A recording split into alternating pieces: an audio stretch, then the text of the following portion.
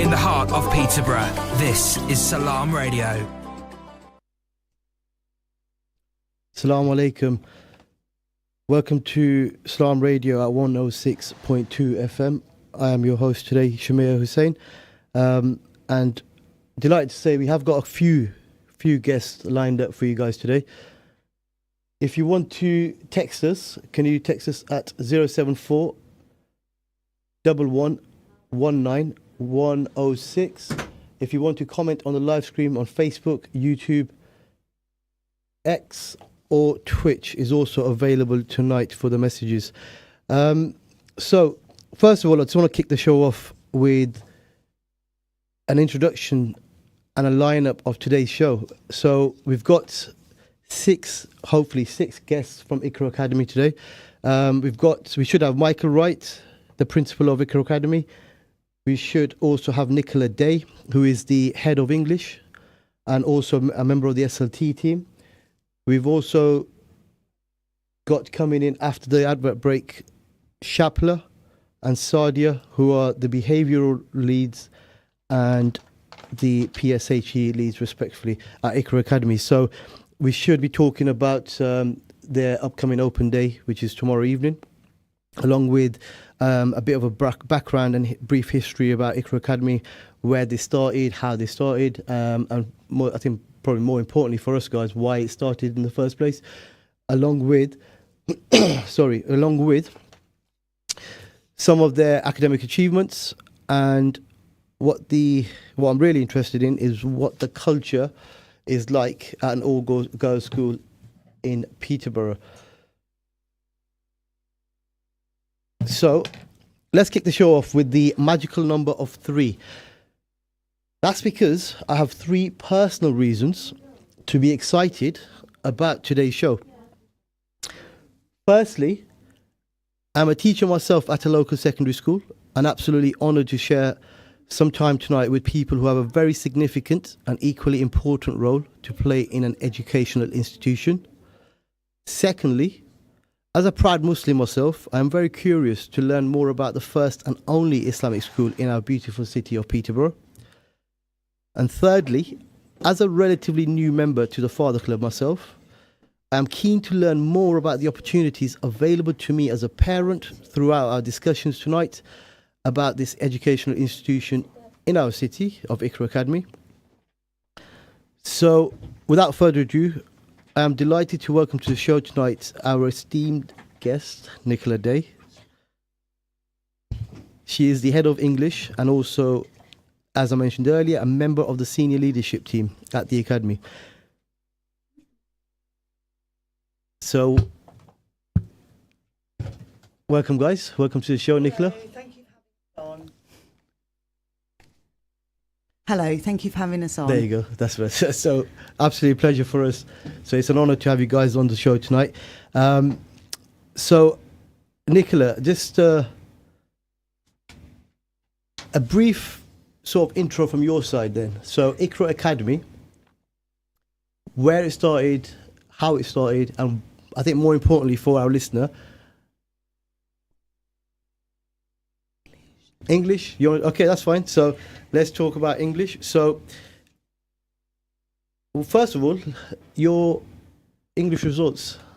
Yeah, so just to say a bit about Iqra. I know that you're going to have another guest on, Michael, Yes, our head teacher, yes. who's going to talk a bit more about the background of the school. I've been teaching English at Iqra since 2017, and since I've been there, we've managed to raise our pass rates from 47%. 4 to 9s, which is C's to A stars, up to 87% the following year. And this year we've had 100% GCSE pass rates. Oh, wow. So every single girl that took English language and literature, remember it's 2 GCSEs, Yes. every single girl got a C and above. And we had quite a lot of grade 6s, which is a B grade, a number of grade 7s, which are A grades, and a grade 8, which is a A star. So, you know, That's absolutely amazing. Yeah, we had nobody, get under a pass for English. Everybody passed English.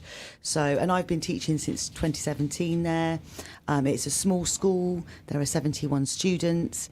So in our classes, I don't have any more than 15 girls in my classes. How many classes typically would you have, let's say, in your English department then? So we have all of the year groups study Yeah. English. So we have year 7, 8, 9, 10 and 11. And we have in each of those classes there are under sort of 15. In some classes there are 12 or Okay. 13. And what that does as a teacher is it enables us to really individualise the learning, to mark work in quite a lot of detail and give students feedback. And we certainly promote literacy across the curriculum. So at tutor time, girls read novels in each of the tutor groups. Yes. They look at different text types, and within the English department itself, we promote a lot of oracy. So I don't just expect children to know how to write an essay answer or to write about language analysis. I make sure that they work in groups, that they're given lots of models and scaffolding, and that they're able to verbalise and work in groups. And this similarly, as I teach children throughout the years to answer mock exams, for example, or prepare for their exams, I will give students scene papers that they can prepare. They can go away and plan those essay plans out ready for their English exams, and gradually I'll drop back that support so that when they get to the exams they actually are really confident going into them, that they know how to plan. Amazing. And analyse. And I think nowadays with the whole oracy thing, it's it's sort of filtering through quite a lot of the schools around the UK. So, like you mentioned, with the tutor times and the novels, really does kick in with that literacy focus that we're trying to aim for. While I've got you here, before I have Michael, hopefully in a minute, very quickly. So, you've got this open day coming up. Yep. And that's, I believe, tomorrow evening. That's correct. 5 till 7 p.m. tomorrow. 5 to 7 at the site. At Iqra Academy, Yep. which is on Enterprise Way in Bretton. Now, it sounds like it's a long way from the city centre, but it's actually quite close. You literally just go sort of past the Morrison's roundabout, down a couple of roundabouts, and it's actually quite close to the city centre. So Is it in Bretton? No, It's in Bretton. I believe. Okay. Yeah.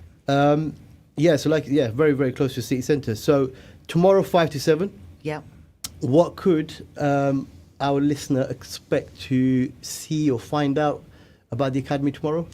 Well, when the parents and prospective pupils come along, they'll get to meet our fully qualified staff. They get to ask about their experience and learn a bit about the biographies, the histories of some of the staff, how long they've been teaching for. For example, I've been teaching since 2003, so for quite a long time now. They'll also get to know the classrooms. They'll get to look at text guides in terms of what GCSEs we offer. They'll have a talk from the head teacher and some of our board members about, what I really love about teaching Iqra myself is that it's such a safe and secure environment. It's a dream to teach in. You say to the girls, this is the work that I want you to do, and they just get on with it. And there's a couple of girls here now, and they will agree with that. The output of work and the studious nature of the girls is great, but the parents will be able to come along and see that for themselves and see how accessible. And also, whilst we're a small school, we're a very tight-knit family community in the school, so we all know each other. We're very approachable as staff as well. And we have a good caring attitude towards all of our pupils. Amazing. Personally, I've had a few stories over the years with probably ex-students, current students, with our tuition program that we run. So we do get a few Iqra Academy students, and I think last year we had a couple, and they achieved grade 9, I believe, in maths. So great. So amazing results, as you mentioned earlier. So right, I'm going to turn my attention to the students you brought along. So I'll let you guys introduce yourselves. Tell us a little bit about the academy, and I want you to really sell the academy. So if I'm listening to you right now, I want you to sell Iqra Academy to me.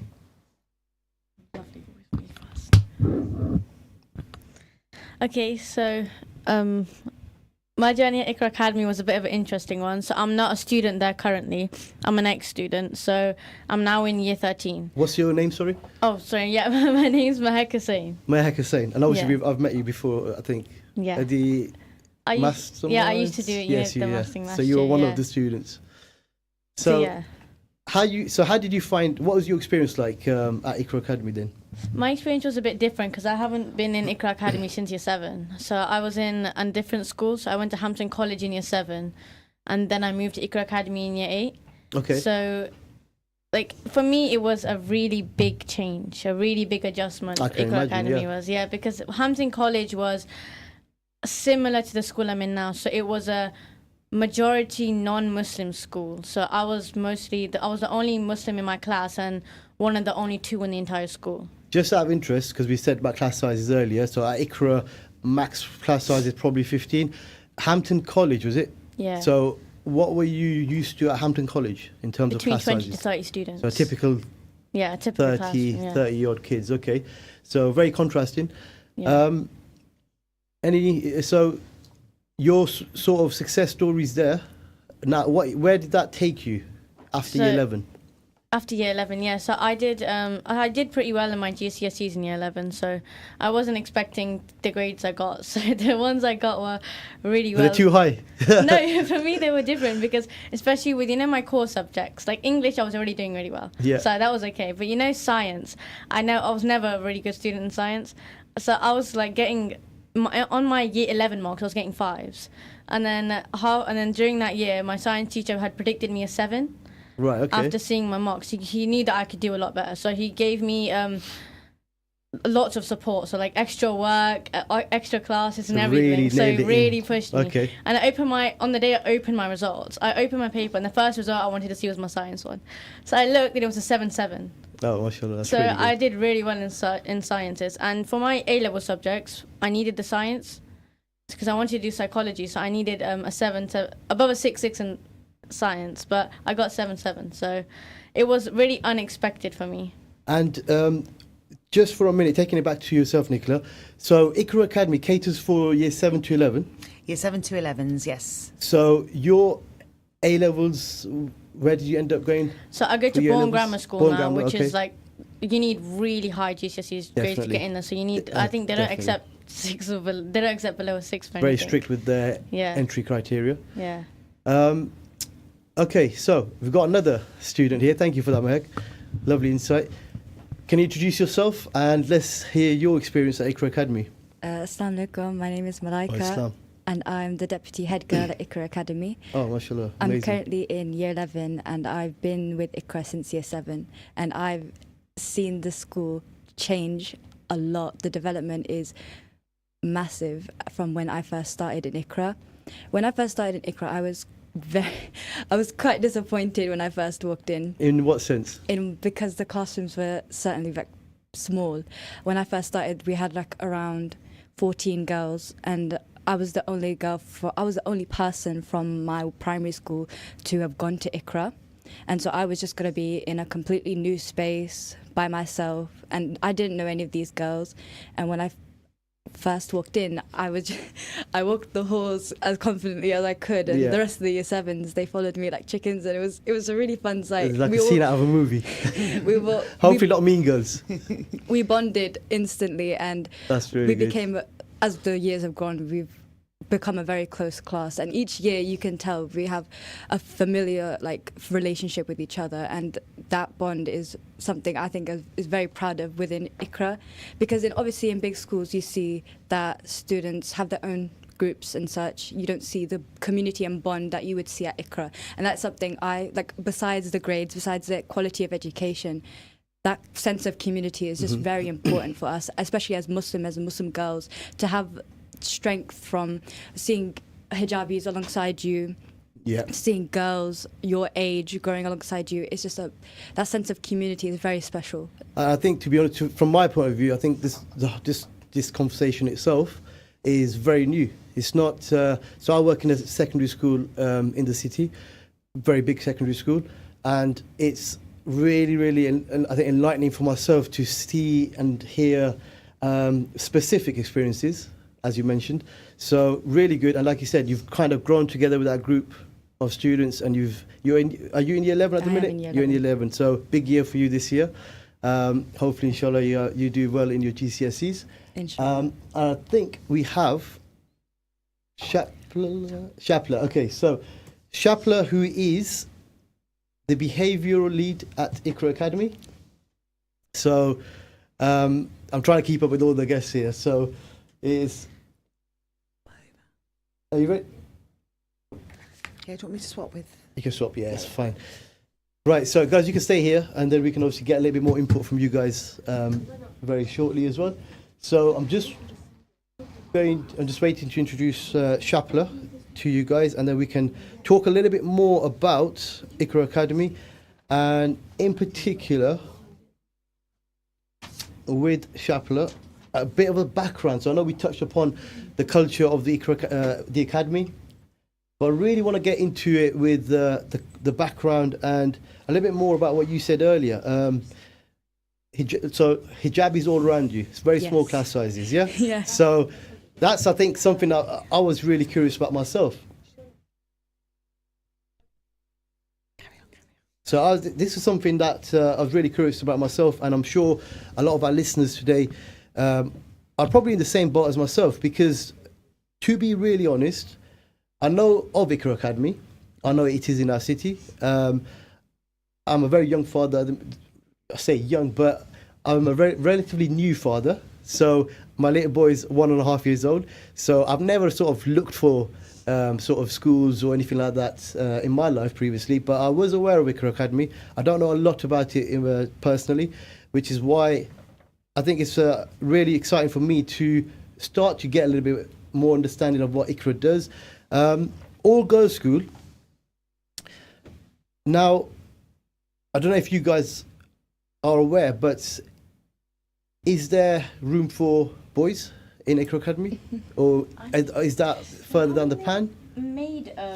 Haven't they made like an all boys school? For Iqra?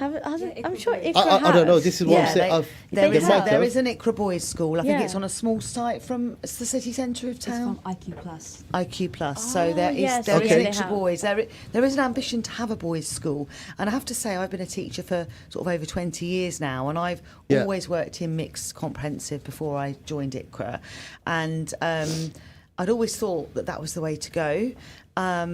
And I was, like the girls have said, you get there and you're a bit, what we like teaching all girls. And I have to say, it is like heaven for me after being in mixed classes. And I never thought I would say that. I never thought I would support, just a girls only school. But it's absolutely brilliant. You don't get some of those clashes between girls and boys, or some of that competitive behaviour. Michael will come and tell you, I think, in a bit, that the girls' football team is one of the best Muslim girls' football teams. I don't know if Mehek and Malika Are you guys part of the? might want to speak about that. I was a part of it. Okay, Yeah. okay. When I was So there, we won, what's so this? The football team for Iqra Academy. Who do you guys compete with, or what? I mean, tournaments? Is it national? Is it local? Yeah. So we played national. We did play national, and then we have won a lot. We have won quite a few times. So if you see our trophy shelf, right, there's a lot of football, like medals and trophies there. And have you got a minute at the end to have a little bit of an autograph session here? Maybe. We'll see. Okay, so amazing, right? I think so. And I was just going to add something, Yes. actually. I was going to ask Mehek, because obviously Mehek's had a different experience to Malika. You obviously both come from different points. But Mehek, looking back now, and obviously Iqra's helped you get into Bourne Grammar with those high grades that you needed. But when you moved from Hampton to Iqra, did it take you a little while to settle in? And then did you get to the point where, I don't know, if you look back now and think, that was a really good experience for me, or I embrace that now? Does that make sense? Yeah, it took me like I won't lie. It took me a whole year to adjust to Iqra. It took me a whole year. Did you joined in year 8. Year 8? Okay. So I had a completely different mahal in Hampton. No, it's never College. easy, obviously, doing it midway but I through. look back on it now, and I'm so glad that my mum and dad made me move. That choice, okay. Yeah, because when I look around me, and I remember the friends I had back then, and then they were all obviously non-Muslim. So it was my hijab at that time as well, because mum used to get me to wear it to school, but when I was out and about, I wouldn't wear it. When I moved to Iqra, and then in year 8, I think it did take me the whole year to adjust. I didn't want to be there at first, so it took me time to adjust. And when I got used to it, and then I made quite a few close friends, and then when those friends all wore their hijab as well, so it influenced me as well. I think I felt more comfortable in Iqra than I did in Hampton, because in Hampton I always felt a bit odd, because being the only Muslim and then being the only Pakistani as well, it makes you feel a bit. Which is nothing obviously against Hampton, but I think that's a natural human instinct, isn't it? Wherever we are, it would be. I think we kind of sort of get attracted to Yeah. people that will look similar to us, dress similar, similar interests, and that would be our comfort zone. That would start to build our comfort zone, and then it's the case of, like you said, I think you've experienced both sides of it. Yeah. So, which is, I think, really good for your life experience. But like you said, Iqra's helped you obviously grow, and you're really pleased by it. Yeah. So that's really good. Because for me, it's similar in Born Again now, because Born's gone back to that same, like, yes, you know, that environment of mostly non-Muslims. But even all my friends now that I have in Born, they're all Muslims. So Yeah. any that Muslims that there are in my year, I'm friends with them, not most. It's more easy to be around. I feel like it's more easy to be around people you can relate with, because then you can have a Better understanding, maybe? better understanding, and it's easier to have conversation. Okay, I feel brilliant. like. I was I just feel going to like- ask as well, Malaika, you said you're deputy head girl. Do you want to explain some of the things that you do with that on the student council and how important that role is? Do you have like a fancy stash? I have a fancy Are you badge. are you the hall monitor as well? No, that's No, not not my yet. job. My sister takes that job actually. Okay, so what does that entail then? You being a deputy head girl? I'm deputy head girl. The head girl is a girl in my year. I'd say she's the smartest girl in our class, and I'm very proud of her and her grades and what she's achieved.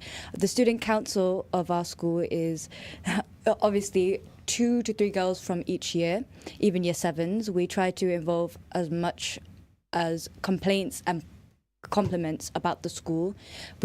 Every week we meet up on a Wednesday and we talk about what has gone well with the school, what we think we could improve, and discussions of what we think would be best for our school to move on with. Obviously, we're just a small student council. There's not much we can achieve, but you know what it is, like when women put their mind to something will happen. I could agree to that.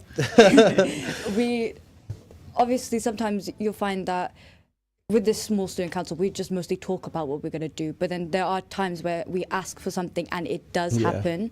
Like, for example, last year when I wasn't deputy head girl, there was something about football. Football had to be stopped for a little bit, and I was a part of the football team as well. So me and the head girl, who was not head girl at the time, we wanted that. We brought it up in the student council, and we got football back on. And alhamdulillah, it was very happy. That's amazing.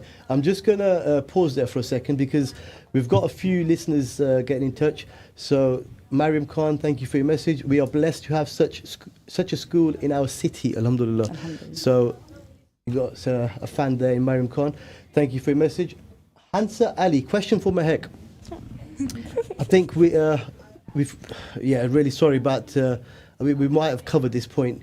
But how was the transition to Iqra Academy? Was it a welcoming environment? And I think Nicholas sort of kind of asked you a similar question, and which you answered, and hopefully you've got your answer there a couple of minutes ago. So we are going to be going into an ad break in a couple of minutes. But thank you for a lovely insight to Iqra Academy, and I think a real life experience from the kids. Thank you for your support as well, Nicola. Anything you want to add, maybe with the English stuff? I know you're head of English at Iqra Academy. Yeah, so I'm head of English. I mean, I would just say, in terms of our overall results, I know that if you put us in a league table with other schools in Peterborough, we come second only to King's. And I did see that. I did see that in my research kind of earlier. the level. And as I say, we're always in English. I mean, the girls will agree that we study some difficult texts. We study Jekyll and Hyde, which is considered difficult text, but we know that works on an intermediate, but as well as a high level, because actually it challenges our pupils more than some of the other texts. We do a lot of preparation. The girls will both know what I mean when I say pee-wee, which is talking about language analysis. So we structure language analysis really well. And I always start off in year 10 on the hardest book. I start off with Jekyll and Hyde. And then I always tell the girls it will get easier as it goes on. And I don't know, Mehek, did you feel that it went easier English as it went on? Or do you remember that back in year 10 doing Jekyll and Hyde and then Romeo and Juliet and then it getting easier? But I think Romeo and Juliet was always the worst one. I didn't like the language in it. It was so hard to understand. It's really challenging, isn't it? Yeah, definitely. Jekyll and Hyde wasn't that bad though. And remind us what you got in English. 7. I deserved higher, but I got a 7. She just tried to check that in there as well. Deserved a lot higher than 7. 7's amazing, absolutely amazing. So you should be really proud of those results. Thank you for that, guys. So we're just going to spend a couple of minutes. Question for the students. I've got another message just coming through. thank you for your message, Mr. Akram, who I wish could have joined us today, but he's a little bit busy with the open day. I am going to ask that question in a minute because it's just gone off screen. We are going to just get ready for the adverts in a second. So if you guys, thank you for coming on the show. Thank you for your time as well. Thank you. That's absolutely fine. So just to recap, so we've met Nicola Day, who is the head of English. We've met a couple of the students, giving us their real-life perspective of their experience in Iqra Academy. Hopefully gives you, the listener, a better idea of a little bit about what students can expect, and more importantly, what they can expect in the syllabuses as well. So we are just going to be meeting with Michael Wright, who is the principal of Iqra Academy, after the break. So tune in, and we will see you shortly. Stay tuned to Salam Radio after this short ad break. Are you looking for a career where you can make a difference? At Cross Keys Homes, we work with our local communities to create opportunities that change lives. We're looking for enthusiastic, talented people to join our team, from apprenticeships to senior management positions. Cross Keys Homes can support your development while you enjoy great employee benefits. There are so many opportunities for you to shine. Apply to join the Cross Keys Homes team at crosskeyshomes.co.uk. Are you a savvy shopper searching for the best food deals? Look no further. Adams Cash and Carry can help you save big. We're not just a food wholesaler for takeaways and restaurants. We also welcome household customers at our warehouse in Westwood, Peterborough. Visit our website and enjoy wholesale prices on everything from drinks to flour, rice to burgers, and much more. To shop, go online and collect in store. Visit adamscashandcarry.co.uk today to start your savings spree. 2020 World Buffet is inspired by the best foods from around the world. See our teppanyaki chefs grill your food to order, or choose delicious Indian, Italian, Chinese, Mexican dishes and British favourites, all halal. 2020 World Buffet offers you unlimited food at a set price. Open 7 days for lunch and dinner. Catering, wedding and party services available too. Call 01733 566 320 or visit 2020buffet.co.uk. 2020 World Buffet, 35 New Road, Peterborough, PE1 1FJ.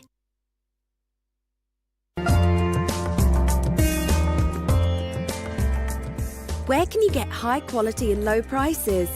Amar Food Store and Halal Meat in Lincoln Road, Triangle is the place to go. Pay us a visit and take advantage of our special offers and great range of products on groceries, vegetables, fruits and halal meat. Also send money to Pakistan absolutely free.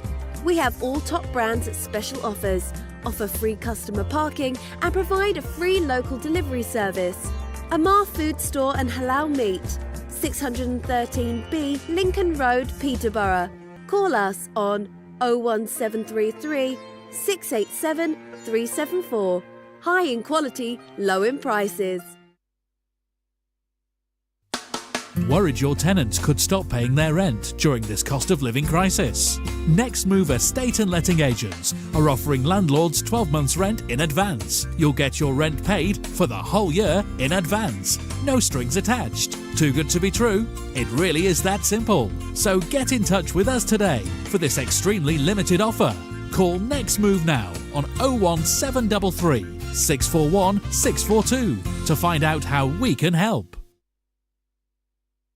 Discover peace of mind with Islamic wills from W&P Legal and Mariam Khan. Expertly tailored to respect Islamic principles and UK law, ensuring your legacy is honoured. We offer tax-efficient wills, probate, lasting power of attorney and more. Trust us for a culturally sensitive estate plan. Your legacy, our priority. Call W&P Legal now on 01778 252 301.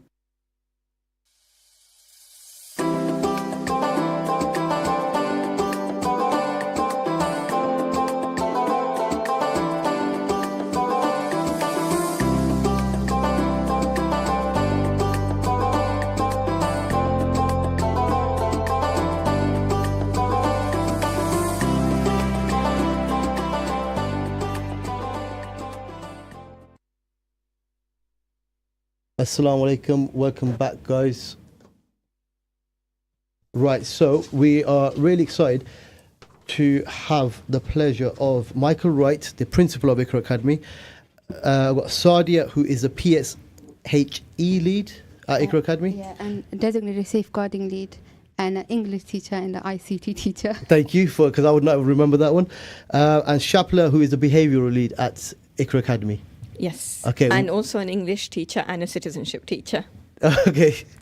Right, thank you. Welcome, guys. Welcome. It's an honour to have you guys here. So I do want to give you as much time in the next half an hour or so to speak about Iqra, speak about any points you wish to. So feel free. I'm sure our listeners are really, really curious about Iqra Academy, and we just want to know a little bit more about your academy. I know we talked about the open day with Nicola earlier, but Michael, if I give the floor to yourself. Welcome. Good evening. Now, Michael, one question for you. What is it like managing a school with all girls?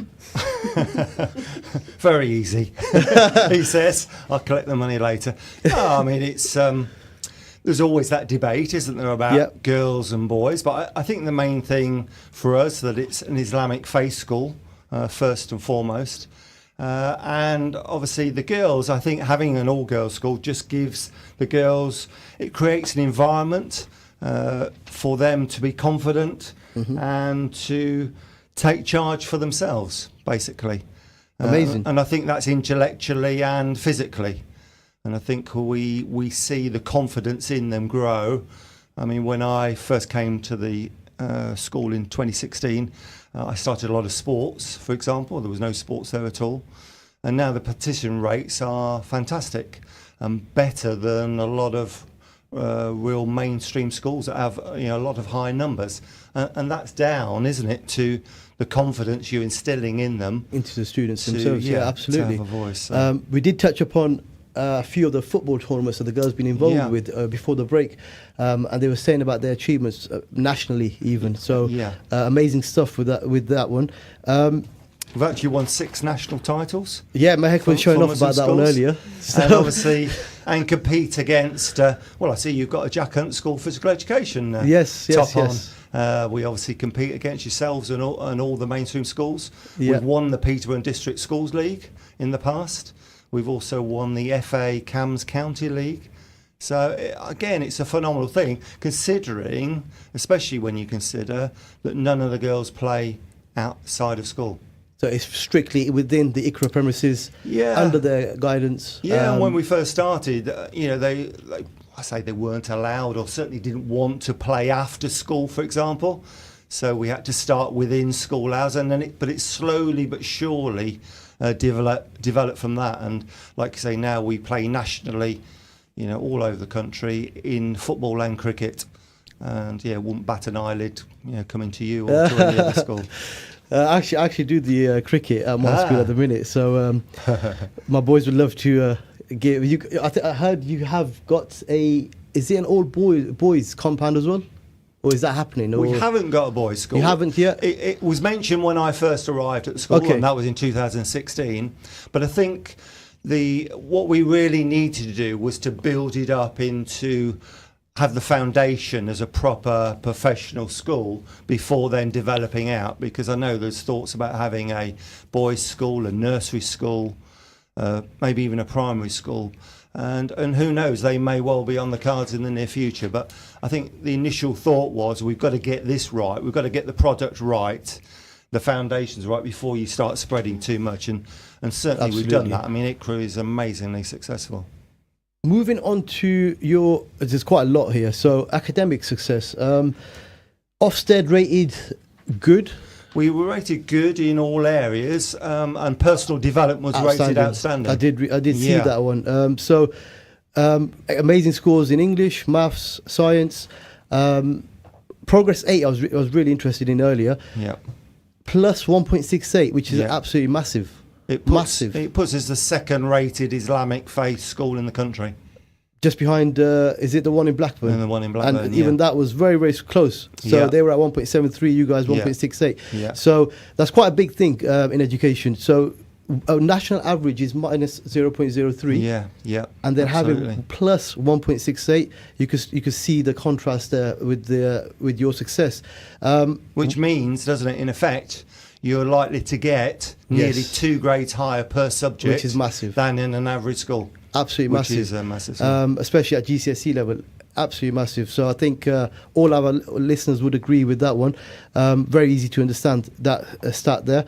What is it down to? Is it down to the small class sizes? What will happen if the class sizes got bigger or the school suddenly gets oversubscribed? That is an interesting thing. Can you develop that?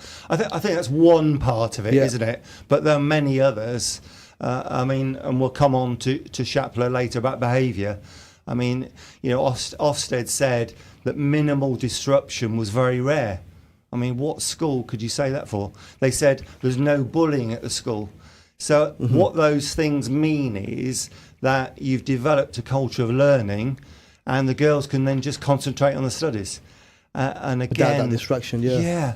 So small numbers helps. You could even say, well, being an all-girls school might help. No distraction of boys, no other distractions. There's many other things besides obviously having the right staff in the right places. That is obviously a key thing as well. Yes, so just to add to the Ofsted, teachers, some of the points that they mentioned, teachers have good subject knowledge. Yeah. Leaders promote pupils' personal development extremely well. Yeah. Pupils have opportunities to participate in different clubs and activities like you mentioned, and that's ever growing. And you took it to a level which probably was never sort of expected. Yeah. I think probably when you started. Exactly, and funny enough, that was the words that Ofsted said. Oh, is it? They would not expect to see the activities. So, for example, like the Duke of Edinburgh, for example, like the football, for example, like the cadet scheme. So they're not missing out, are they? They're actually probably getting more. They're getting more opportunities. I would say and so. And the fact that it is, what is it, 71? A school of 71? Yeah, a school of 71. And that's, it's a small, it was 30 when I arrived. Yeah. Would like to see it grow. And when you look at the community in Peterborough, it should be a lot bigger. And we've still... I thought it would have been a lot bigger before this conversation. We've still got a lot of work to do today. there. I think, and it's a good thing to come on the radio and, explain. I still don't think people understand. I still think they say, well, what type of school is it? But if you came to the school, it's basically it's a mainstream school. It's a national curriculum. You wouldn't really notice its difference except for it's got an Islamic ethos, which has lots of other benefits. And that is something I think I wanted to speak to you ladies about. So if I shift the focus here to the Islamic ethos, who wants to, is it Sadia yourself? You want to speak a little bit about the Islamic ethos? Yeah. So obviously it's a Islamic girls only school. We teach the core subjects as well as teaching Islamic studies. We'll teach that's throughout the years from year 7 to year 11. When they get to year 11, they do Islamic studies IGCSE. We have, with the Islamic ethos, we'll start every lesson with the remembrance of Allah. So we'll do a small prayer. They end the lesson with that. Whatever topic we're discussing, we always bring in what does Islam say about this. We cover Islamic history. We have a collective salah time every day just after lunch. Okay. So our tutorial for half an hour, 15 minutes of that is dedicated to Zohar salah. And also quiet reflection. And then really we'll have 15 minutes of tutorial where we do the register, just any news, anything we need to tell the students, we do that. And we also do collective reading in that time. So this is just, I've got a question here on Facebook, which actually I'll go to right now. So, Mr. Akram, do you believe that a school exclusively for girls might limit the development of certain skills that can be gained through interacting with individuals of other genders? And I think he's touching upon the conversation I had with yourself, Michael, a minute ago. I hear that, and it's something that I, seriously thought about when I first arrived, and that actually Iqra Academy was very little known then, had very little connection in the community when I arrived. So that was one of the big things we set about doing. And we've already mentioned about the sport, for example. Sport puts you out into places, that you wouldn't normally go, and the confidence you arrive. They all do volunteer work and community work in the. So actually, what it does give is it gives them a greater confidence, because they're surrounded by other females. The greater confidence to. And you've just seen, haven't you? You've just been interviewing 2 of our students. Yes, to absolutely. express themselves. Very well indeed. And I thought that, and I thought, well, is there a huge gap then when we actually put them into A levels in a mainstream school? But what the students actually always come back and say is, no, at Iqra, I was developing. I think it's that time of a person's life as well. I was able to develop and understand exactly who I was, being a Muslim girl, and I'm now so confident of that. I can go into the world, into another school, and be confident of who I am, and not worry about how I'm dressed. And that, I think, is a very powerful I comment. totally agree with you. Speaking to Mehtab and Malaika a few minutes ago, they presented themselves extremely well. And like you said, the development, I think with it being, we keep going on about this small class size in a small school, but in terms of the development, they probably get more time with the right people to develop. And that would be a yes if you stayed in those classrooms and you didn't go out. But you look at the Ofsted report, look at the other things we do. We're always out in the community. We're always fundraising. We're always doing charity work, sports, D&V, whatever it might be. So therefore, they are actually exposed to more, you could even argue in a mainstream school where of course. I'm just going to bring in Shapla. So I'll let you go free. Assalamu I just wanted to add to what Michael said about our pupils. This, our current year, our last cohort of year 11s, a quarter of them, 1/3 of them have gone to King's. That's 5-6 pupils into King's for sixth form, doing A levels in subjects like chemistry, biology, physics, maths. And they all transitioned well? Yeah, and I just wanted to mention that it was about 2 weeks ago that I went to meet them, and when I saw them, I was so proud of them and how well they've blended into that. And then only yesterday, I was at Queen Catherine Academy, and I met 3 of our ex-pupils, and how well they're doing there. Now, if being at Iqra restricted them, they wouldn't be comfortable, they wouldn't be happy, but they're confident. And teachers at these sixth forms actually like having Iqra pupils because they're studious, they're confident, they know their subjects, they're passionate about learning. Things they have that maybe a mainstream school can't give because they're not recognised as individuals. At Iqra, every teacher knows every pupil by name. We know what they like. They can come to us whenever they want. I'd like to touch on what Ofsted, because as a behaviour lead, I had to have a one-to-one meeting with Ofsted.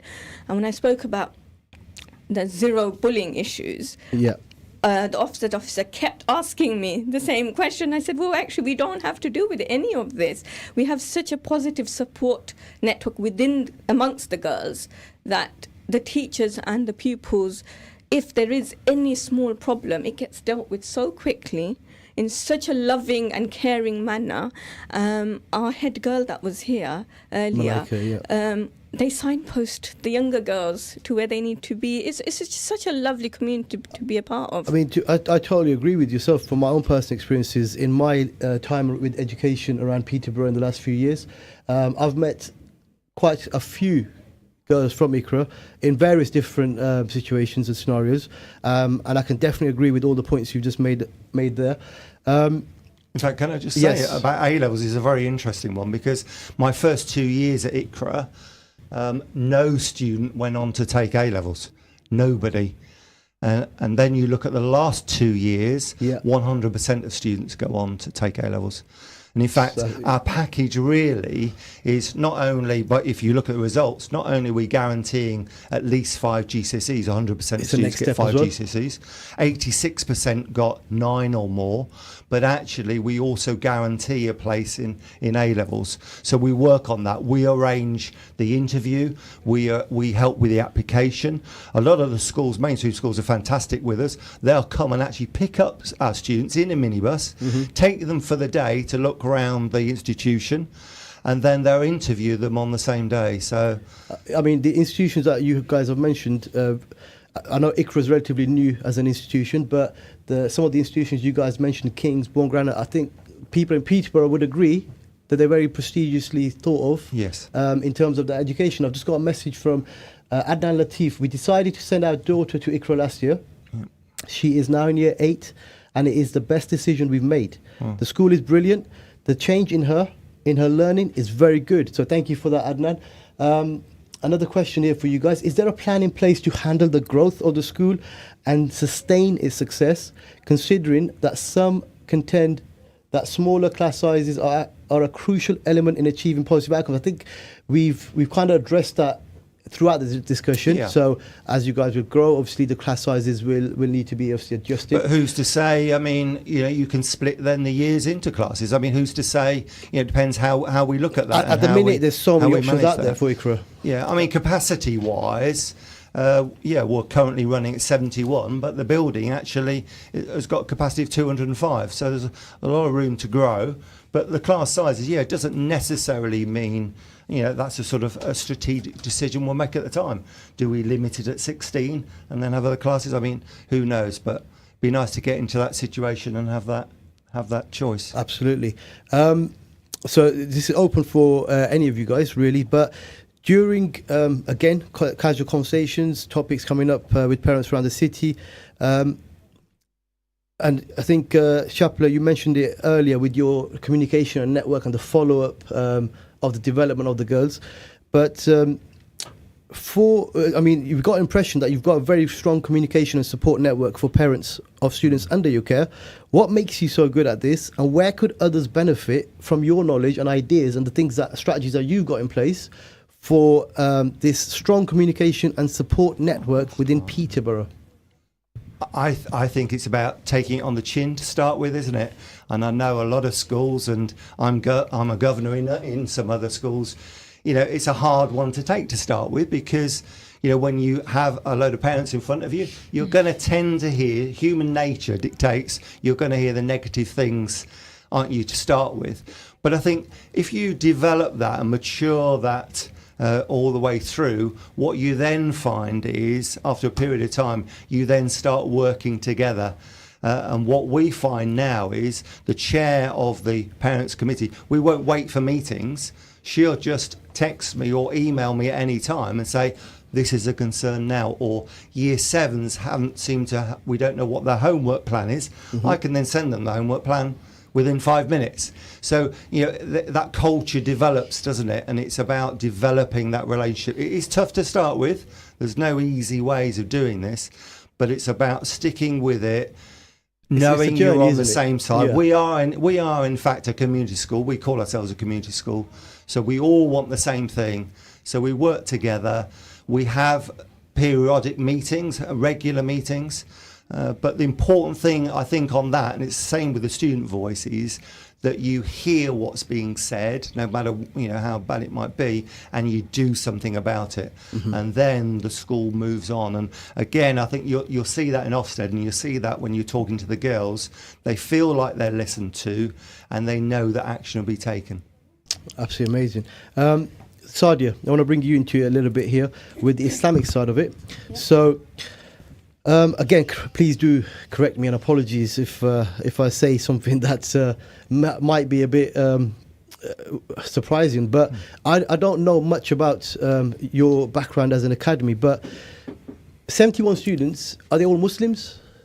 Do you have non-Muslims? Yes, no, they are all Muslims. But we actually had a student last year. She joined. Her father was a Muslim, mother wasn't a Muslim, and she was deciding what religion, what path to take. She's in year 8 now, and she actually chose to become Muslim. So she's converted to Islam, and she actually wears a hijab now, and that was entirely her choice. So we catered for her. Mm-hmm. We were like, we're not going to force you to pray, or if you don't want to do the prayer, that's entirely your choice. But she actually chose to say, she wants to become a Muslim. We have had students in the past, they've come from Muslim families. Mm-hmm. They've spent time at a mainstream school. They've been there for a couple of years, and they're starting to question Islam. They're starting to question, is this the right way of life? And then they've come to us, and we've let them ask all the questions they want. No question is not allowed, or it's a taboo. Not a wrong question, yeah, yeah. no wrong question, or it's a taboo topic. And we've taught her this is what we believe, and we're allowed to make that choice. Yeah, I don't think it's any different to, say, the Church of England schools in that way. So it's open to application for King's, look everybody, at isn't King's it? is a Church of England school. All Saints is a Church of England school, the primary school. And when I was a governor there, it was all Church of England at that time, but it slowly changed over time. With it being such a relatively new school, a new academy, I think obviously the consensus was the local community, the Muslim majority community in Peterborough, but over time, who's to say? Who's to say? Exactly. But with the numbers and the figures might obviously change with that one. I just wanted to add to that one of the concepts of Islamic ethos is to empower our girls with a Muslim identity, not to shy away from it, and to mix into the wider society as a Muslim individual. And I'm actually quite proud to be a team of almost 20 teachers, female Muslim, strong Muslim teachers, who I believe we recommend we're the role models for our girls, to show them that where we can reach, what we can do. We always share about our own university lives, where we went on to, what we went on to do. Some of our girls do work experience out in places where mainstream schools probably, I don't know, but we've had girls at Peterborough Hospital, and then when they call back, like the doctors or their supervisors, and the feedback they give us, so it just makes us really, really happy. Of course, 100%. And I think I'm proud to obviously be having this discussion with you guys as well, because that is your ethos. So I think you've got to stick with that one. From my personal view as a teacher around Peterborough, when I first started, I've been to some schools where I think one of the girls was mentioning it earlier, I think Mehek might have been, because she transitioned in year 8. Teaching in some of the schools around Peterborough even, without mentioning any names, but when you do have that small minority of Asian students, often most of those minority will be kind of shy, kind of be reserved. And it's difficult to sort of, I think, to see that. It's very obvious in classrooms. And then I think over time, in my last 7 years of teaching, I've been to different kind of schools, bigger, where the majority is actually Asian. And then you kind of see a different side to it.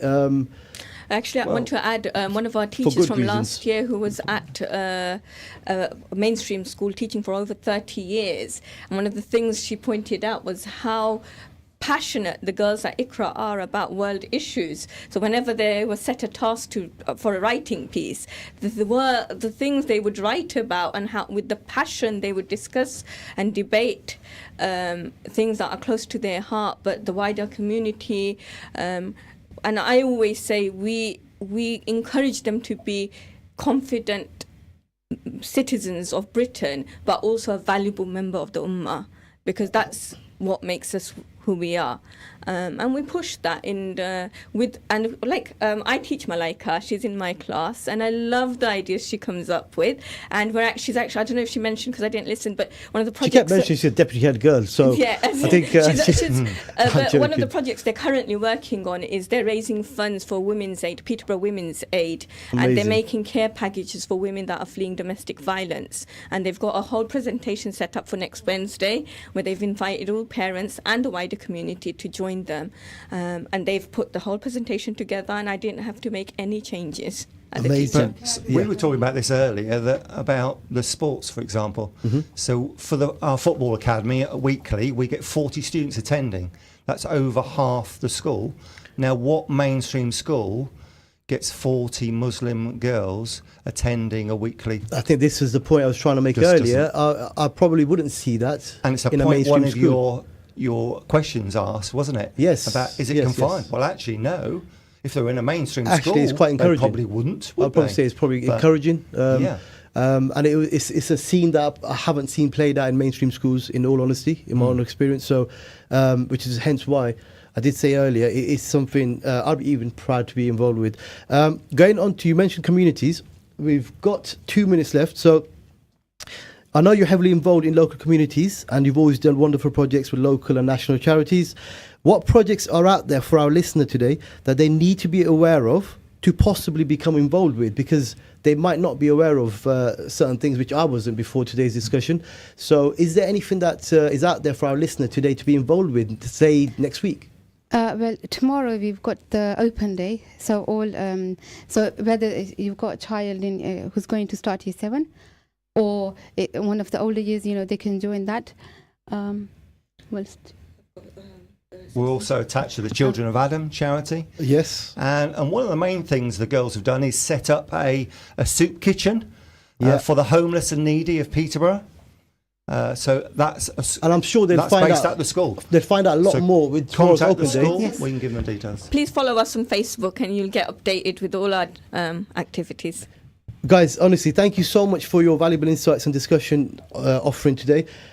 We'd absolutely love to have you guys back on the show to keep our listener up to date with things and all things happening at Iqra Academy. Tomorrow, open day, 5 to 7, Breton, at your location. The school, Enterprise Way in North Breton. Thank you for that. Guys, thank you for tuning in today to Education Matters. We will see you guys next week. Thank you. You're listening to Salam Radio, and it's now time for Isha Azan.